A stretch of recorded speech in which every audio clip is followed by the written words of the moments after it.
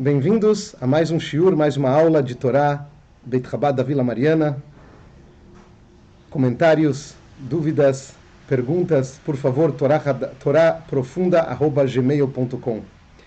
Muito bem, essa semana temos uma data muito especial, casamento do Rebbe de Lubavitch e sua esposa Rebbetzin Hayamushka, no dia 14 de Kislev. Esse ano, 14 de Kislev, é nessa quarta noite e quinta-feira. Então, uma data especial na qual celebramos o casamento do Rebbe e da Rebbetzin. O Rebbe se referiu a esse dia como o dia que me conectou a vocês e vocês a mim. Isso quer dizer, através do casamento do Rebbe com a Rebbetzin, que era filha do Rebbe anterior, o Rebbe se tornou parte da família do Rebbe anterior, direto, né? Apesar que já eram parentes da mesma família, mas o Rebbe se tornou parente direto, certo? Casando com a filha do Rebbe anterior, e automaticamente isso fez com que o Rebbe no futuro recebesse a sucessão. O Rebbe virou o sucessor do Rebbe anterior. Então, esse é um dia muito especial, um dia de alegria para os Hassidim, na verdade para todo o povo de Israel. Então, nossa paraxá também tem um assunto ligado ao casamento. Vamos falar sobre isso. Consta nos livros sagrados, consta no Talmud de Jerusalém, Talmud Yerushalmi, que quando um noivo ele se casa, todos os seus pecados, todas as suas transgressões são perdoadas. Quer dizer, os noivos no dia do casamento, eles têm suas transgressões limpas, apagadas. Da onde aprendemos isso? Interessantemente, do casamento de Esav, conhecido como perverso, na verdade. Esav, irmão de Jacob, filho de Yitzhak, neto do patriarca Avraham, ele era alguém que não ia no caminho correto. E na nossa paraxá é trazido o nome de uma de suas esposas, chamada Mahalat Bat Ishmael. Mahalat, filha de Ismael. Só que, na verdade, essa mulher é chamada anteriormente, em Parashat Toldot, de Bosmat Bat Ishmael, filha de Ismael. Então, por que aqui ela é chamada de Mahalat? Vem a Torá nos explicar, dizem os nossos sábios, a Torá está vindo nos dizer que que naquele momento foram perdoados todos os pecados de Esav, todos os pecados que ele havia feito foram perdoados. Daqui a gente aprende que um noivo no dia do seu casamento, os noivos no casamento, eles têm seus pecados apagados, limpos, ficha limpa. A verdade é que, primeira coisa, a gente tem que... a primeira pergunta que surge para a gente é... por que exatamente a pessoa, quando se casa, são perdoados seus pecados? O que tem a ver uma coisa com a outra? Por que no dia do casamento são perdoados os pecados? Além do mais, uma pergunta também muito forte. Se a gente está aprendendo de algo tão especial, o perdão que existe para os pecados, para as transgressões de uma pessoa, por que a gente tem que aprender isso do casamento de Esav? Esav, um perverso, alguém que saiu do caminho correto, alguém que fazia coisas terríveis, idolatria e assassinato, coisas muito baixas, terríveis, pecados horríveis. Por que a Torá vem e nos fala com relação a isso, com relação a Esav, que é daí que a gente aprende esse assunto de que os pecados de um noivo, dos noivos, eles são apagados no dia do casamento. Tivemos vários casamentos na Torá, podia se aprender de casamentos de pessoas especiais. Por exemplo, Yitzhak e Rivka, que recentemente lemos na Torá. Por que temos que aprender de um casamento desse, do Esav? Então, primeira coisa, vamos entender por que tem a ver o casamento com perdão. O casamento ele é comparado a um Yom Kippur. Nós sabemos que no Yom Kippur, os pecados de todos os Yehudim são apagados. O que quer dizer isso? Uma pessoa chega no Yom Kippur e, automaticamente, a pessoa ela chega com novas ahlatot, novas boas decisões, com arrependimento do passado, de coisas erradas, automaticamente seus pecados são limpos no dia de Yom Kippur. Por que justamente Yom Kippur? Então, porque na verdade o Yom Kippur, ele revela a essência da alma do Yehudi. No minuto que a alma é revelada, que é revelada a essência da alma está sempre conectada com Hashem. A essência da alma não tem conexão com pecados. No momento que a essência da alma se revela nesse dia tão especial de Yom Kippur, automaticamente a conexão da pessoa com Hashem, ela fica revelada, e isso faz com que a pessoa suba a um patamar mais alto, isso faz com que os pecados desapareçam. O dia do casamento também é comparado ao Yom Kippur. A pessoa que está casando, está se preparando para cumprir com a grande mitzvah de Pru-Urvu, procriar. Que isso daqui é uma das grandes mitzvot da Torá, e obviamente isso deve ser feito de acordo com a lei da Torá. Casamento como se deve, o mergulho na mikve, que a noiva deve fazer, e etc, etc, cumprimento das leis de pureza familiar. E isso traz ao mundo a continuação de Am Israel. Através disso, através do casamento, nós temos a continuação dos patriarcas, a continuação de todo o povo de Israel. O que acontece? Isso é uma coisa tão grande, o casamento é algo tão fabuloso, tão enorme, tão extraordinário, que nesse dia também, já que a pessoa veio no mundo, nós viemos para cá exatamente para cumprir com as vontades de Hashem e para fazer continuar o Am Israel. Então, essa mitzvah, a mitzvah do casamento, ela também revela na pessoa o objetivo dele aqui, porque que a alma dele veio para esse mundo, e automaticamente isso também faz com que os pecados desapareçam, porque é revelado o objetivo, a essência da pessoa que veio para esse mundo para fazer as mitzvot e, obviamente, para continuar o Am Israel. Agora, com relação a isso, Esav, interessantemente, tem uma conexão muito grande. Por quê? Se a gente parar para pensar, a gente vai ver uma coisa interessante. Esav foi o primeiro membro do povo de Israel que era um pecador.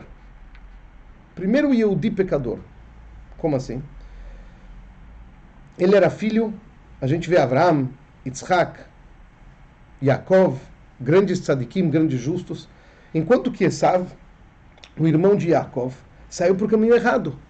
Ele foi o primeiro Yehudi, filho de uma mãe judia de Rivka, que saiu do caminho.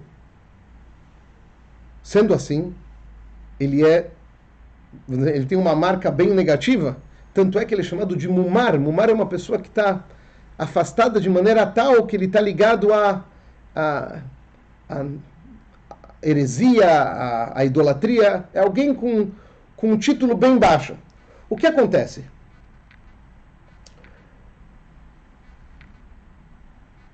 A Torá vem nos ensinar que justamente a pessoa é perdoada de todos os seus pecados. A Torá explica isso e aprende isso do casamento de Esav. Por quê? Porque Esav representa um nível muito, muito baixo. Ele foi o primeiro que conseguiu, como se fala, ir ladeira abaixo. E mesmo assim a Torá nos diz, mesmo assim a Torá nos fala, que no minuto que ele se casou, no momento que foi revelado a sua essência, os seus pecados desapareceram. Infelizmente ele voltou para os seus caminhos negativos depois, mas o ponto da desculpa, o ponto do perdão pelos pecados é frisado justamente com Esav, para mostrar que mesmo um pecador tão grande, alguém que estava num nível tão baixo, alguém que é chamado de Mumar, ele foi perdoado. Por isso a Torá frisa, se a Torá frisasse isso num outro casamento de pessoas especiais, primeiro que tzadikim estão num nível tão alto que não tem o que perdoar. Segundo, vamos dizer qualquer outra pessoa, vamos dizer. Alguém que vive uma vida normal, que faz os seus erros. Então tudo bem, foi perdoado.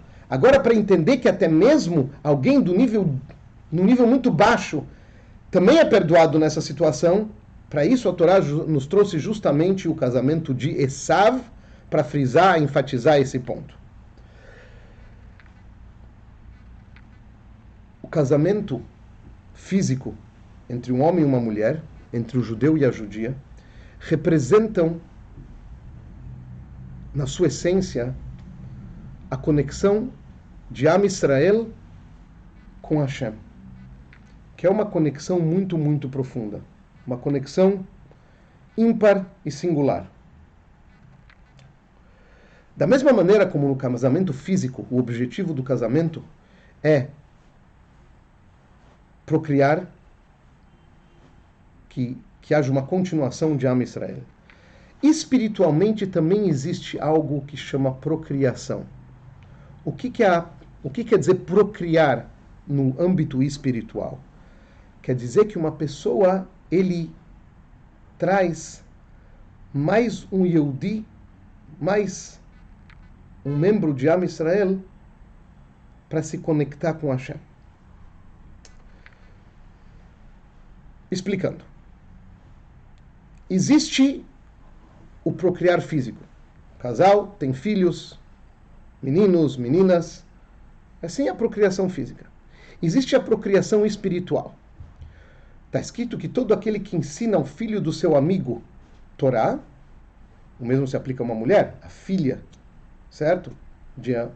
Tanto um menino como uma menina, alguém que ensina um outro Yehudi Torá, é como se tivesse dado a luz a ele. É como se o tivesse tido, como se fosse seu filho, sua filha. No momento que uma pessoa se conecta a Hashem de maneira tal que ele não se satisfaz apenas com seu cumprimento de Torá e Mitzvot, e sim ele traz outros para que também se conectem mais a Hashem, pessoas que não tinham conhecimento de Torá, pessoas que não foram educadas no caminho da Torá, e a pessoa traz a eles mais próximo do cumprimento de Torá ou Mitzvot, ao estudo da Torá, seguindo o caminho de Hashem. Isso daqui é a procriação espiritual. E o que acontece? Quando uma pessoa se conecta com Hashem, e a pessoa traz, não apenas se satisfaz com sua elevação espiritual, mas ajuda a elevar a outros, pegar outro Yehudi, outra Yehudiá, e conectá-los com Hashem, Mochalin lo al kol avonotav, os seus pecados eles desaparecem.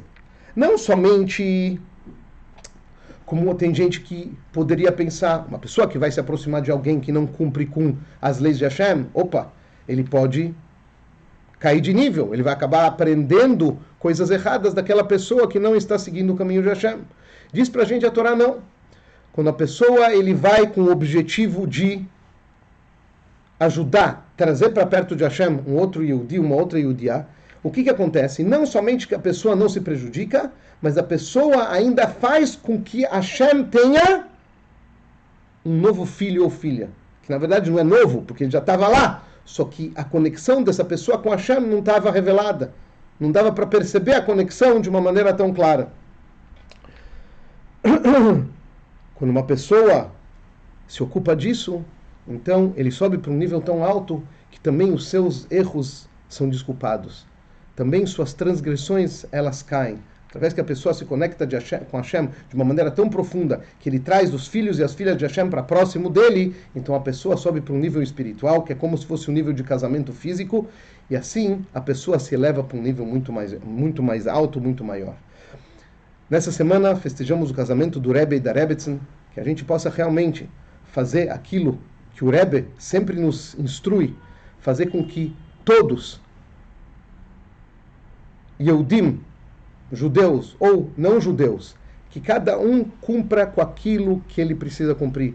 Que os judias cumpram com suas mitzvot, seus preceitos, e que os não judeus cumpram com as 7 leis dos filhos de Noah, com as 7 leis dos filhos de Noé. E essa é a maneira de se conectar com Hashem. Cada um tem a sua maneira de se conectar com Hashem.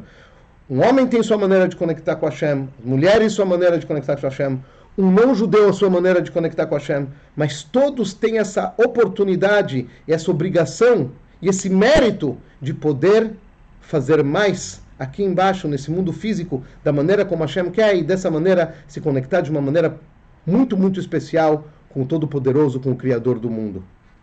Quando a gente faz isso, a gente próprio se eleva e a gente próprio chega a um nível mais alto. E é isso que o Rebbe pediu para a gente e nos instruiu, para que a gente use cada oportunidade para conectar outras pessoas também com Hashem, que eles possam também ter uma vida produtiva, uma vida da maneira como a Torá ordena. E isso certamente aproxima e acelera ainda mais a completa e verdadeira redenção, que já está tão perto como o Rebbe nos instruiu, como o Rebbe nos profetizou e pediu para que divulgássemos para todas as pessoas da geração. Que possamos ver a completa redenção agora, Mashiach já, e muito obrigado pela presença de todos.